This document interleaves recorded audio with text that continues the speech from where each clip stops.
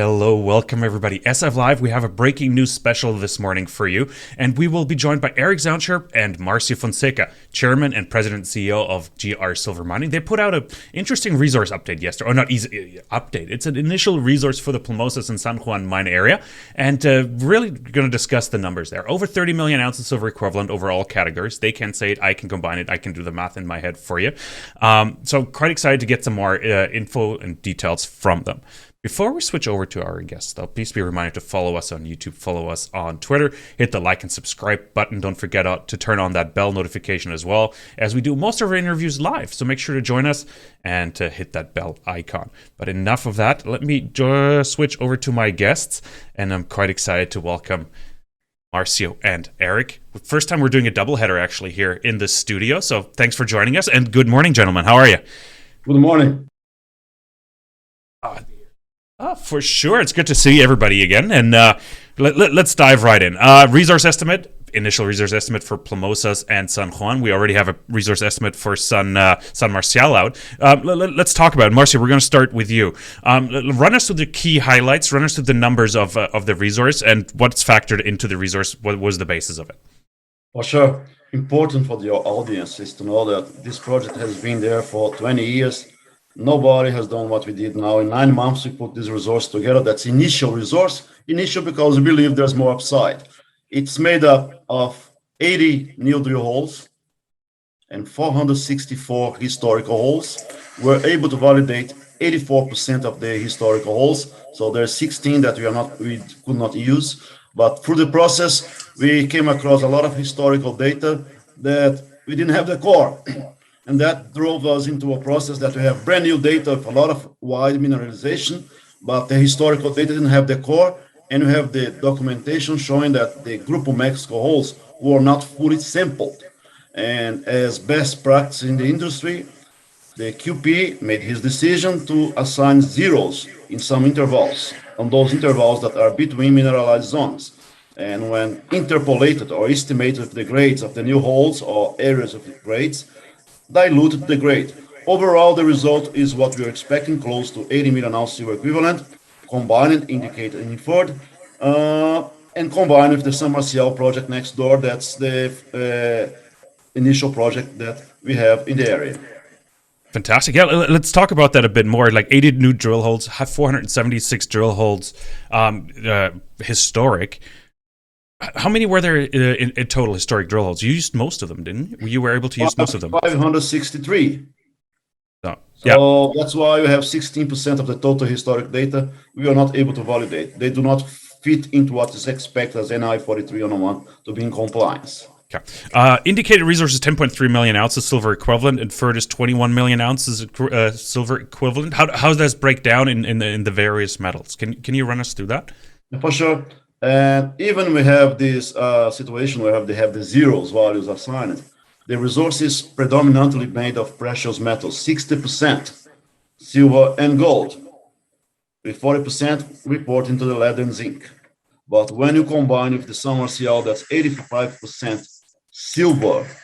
The overall inventory of ounces of the company is predominantly precious metals. Okay, gotcha. While we're on that topic of talking about the metals and the metals content, let's quickly discuss the input parameters. I just want to run through the numbers that you've used, the metal prices. Can you run us through that? And they look quite conservative, because I've seen some PEAs lately that came out at market prices. So you used quite conservative input parameters. Gold $1,600. Run us through your logic behind that. That's the decision that is coordinated by the QP. They do their own assessment, and we need to follow the guidance. But I'm glad to hear you to say that's conservative. I share the same opinion. I believe the silver price are going higher. So the resource was estimated $20 per ounce of silver. I believe should be a bit higher, but upside, and the silver as well, and the gold as well. And the other points that are important in this interview is that the resources also kept all the silver values at Plomosas were kept at 450 grams per ton of silver. So we had a series of good hits last year. We released them, not only historical data, but also our new drilling program. So that's probably 5-10% of metal removed in the estimation. I do have a follow-up question there. It's like, or not a follow-up question, but one of the questions I noted down for our conversation was like, how does the higher grade vein material that we've seen in the past factor into this resource, right? As you said, it gets capped, so it just cut off. It's like at the Olympics where the higher grades, the grades get cut off and the lower grades cut off, or how does it work? Simplified for us. It's very important to talk about this because the ore body that we model in 3D wasn't modeled on the concept of 1 meter wide, was a 5 meters wide zone because everything is mineralized. So we didn't create discrete 1,000 grams per ton zones because that would really make almost impossible to define a mine potential to extract. But the grades is there. And we know that the grade is there and the high grade is there because we have more than 5,000 samples, channel samples on the walls, on the stopes. And we did a reconciliation from the block model against the average grade of the channel samples. The channel samples are 2-3 times more higher than the average grade of the block, showing that the upside is feasible. It's there for us to continue to add ounces. Okay, let's talk about mining scenarios real quick used for putting this resource together. You have to make certain assumptions, and Eric, maybe I'll get to you on that question. What kind of mining scenarios did you lay or use as the basis for this resource? What kind of assumptions are you making that you're going to get? Yeah, actually, before we get into that, I think it's worthwhile underlining the conservatism of this particular resource estimate. And I think it's important to realize that Marcio worked for very large companies like Vale in Brazil, for example. And so where in the past we've seen lots of projects in the world that are studied by junior companies, when it comes time for the senior company that took over the project X years down the road, and they come back and report a resource that is considerably more conservative than what the junior company had, in my opinion, we're not going to see that in this case. In this case, this resource has been done extremely conservatively. Marcio's already talked about the capping of grade. We've seen the lower prices being used in this, the QP, the qualified person, employing best practices in using 0 for voids and 0 for unsampled areas in the drill holes, and so on. And that makes it extremely conservative. So we're very comfortable with the resource published. You asked about the high grade intersections. It's important to realize that this technical team has put together a very robust geological model. There's now a much greater understanding of the context for those high-grade hits that occur outside of the main Plomosas breccia. And with that context comes the ability to now follow up with drilling and put together a continuous tonnage on some of those high-grade hits. And that also will have an influence. So this snapshot, this resource, this initial resource for Plomosas mine area at San Juan is extremely conservative.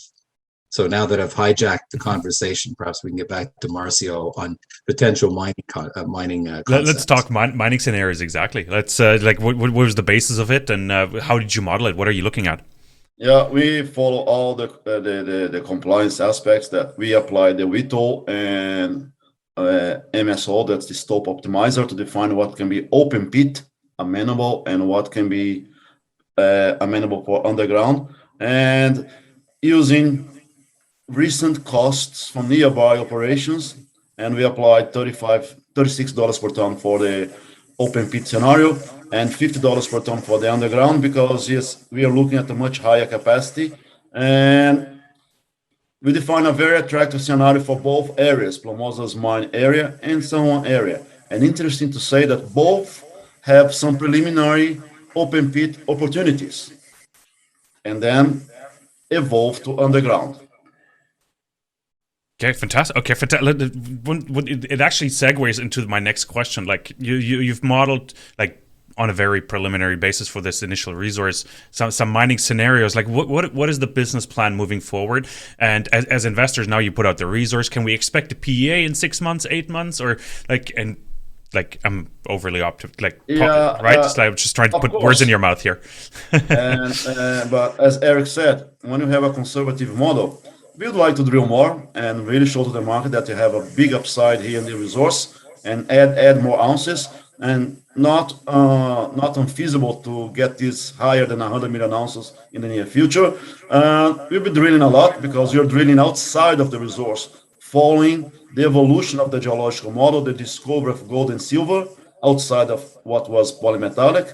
With the 7 drill rigs, next 6 months, a lot of drilling in the 5-6 new veins that we have in the area, and working the big portfolio that's the Plomosas project, integrated Plomosas, San Marcial, and now Trinidad as well. As a matter of engineering studies, this is more likely for 2022. That fits more in our agenda at the moment. Okay, fantastic. Eric, you're a former analyst. I have to ask you, valuation-wise, how do you see that this resource now fit in with what you've seen sort of among your peers? Like, how does GR Silver rank there? Yeah, as you alluded, I have followed that for quite some time. And if you look back 2 years, GR Silver was trading at about an 80% discount to the mean based on enterprise value per ounce in the ground. And then that has moved steadily towards a discount as recently in the last month or so that discount had gotten to minus 25%. I would suggest to you that at last night's close and with the publication of the new resource, the discount has gone to 36% relative to the mean. In my opinion, given the scale of the project, 10 times bigger than some of our neighbors, we're looking at a district of 30 by 30 kilometers. We're looking at the potential for much higher grades, both in the resource and on these newly understood high-grade structures, that we should be moving towards the mean and beyond into a premium situation. And so there's a re-rating opportunity here now as we deliver on resources, as we deliver on exploration results. I'm quite excited about that. Okay. Let's talk about upcoming news flow real quick. Marcio, you hinted at it. 14,000 meter drill program ongoing. So next up and next milestones are drill results from that program. Yep. And when do you roughly plan a resource update, or when do you expect to have enough data for a resource update? When can we turn those zeros into high grade numbers? The first point of your questions, drill news release flow, more likely supported by a lot of drilling results from the new vein and targets in the next 3 to 4 months. Any updated resource is more likely in 2022. Okay, all right. There we go. I expected you to elaborate a tad on that, but that's great. 2022, give me a quarter. Give me a quarter, Marcio. Quarter 1, quarter 2, quarter 3, Q4. I'm just checking my pockets for a quarter. Sorry. No, that's fair enough. Lots of work to do, and I'm quite excited what you've achieved. As you said, in a really, really short time frame, you only acquired Plomosas last March, right? So quite a bit has been done. In October last year. Yeah. And we did 2 resource estimates, 83 holes. And as I said at the beginning, the property had been there for 20 years. 2 junior companies and a senior producer. They didn't get the work done on the resource model. We did it, and we are going to increase more now. Fantastic. Awesome. I think that's a good note to end on. You will increase ounces. Fantastic. That's great. I think we can all see the pathways when zeros be turned into proper values that automatically adds ounces to the model.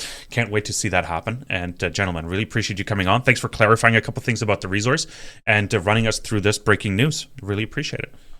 Thank you. Thanks for your time Eric, today. Marcio, thanks for joining us. Everybody else, thank you so much for joining us. Let me turn that off. There we go. And be reminded to follow us on YouTube, follow us on Twitter. Don't forget to hit the like and subscribe button. We just spoke with Marcio Fonseca and Eric Zaunscherb of GR Silver. We ran through their breaking news special, or through their resource estimate that came out for Plomosas and San Juan. And we hope you found it informative. Make sure to follow us, as I said, and leave a comment, leave a like. Thanks so much. We'll be back soon.